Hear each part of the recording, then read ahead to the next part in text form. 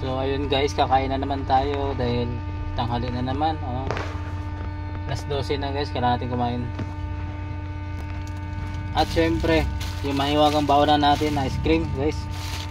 So may ice cream na, may kanin pa, diba? Oo guys, diba? Solid yung ating kanin. Yung ating binili ng ulam, yung tulingan, paksiw sa gata guys. Yan, pakasarap niyan. So kain tayo guys. Ito na binili natin ng ulam, paksiw tulingan. Sarap. Sarap guys. Sarap dahil wala tayong ibang mapagpili ang ulam kundi ito lang. Pero kung nasa Jollibee tayo, so, siyempre makapagbili tayo na mas masarap dito.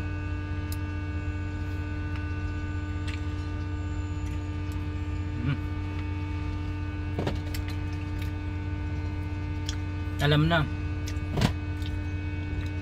kahit bawal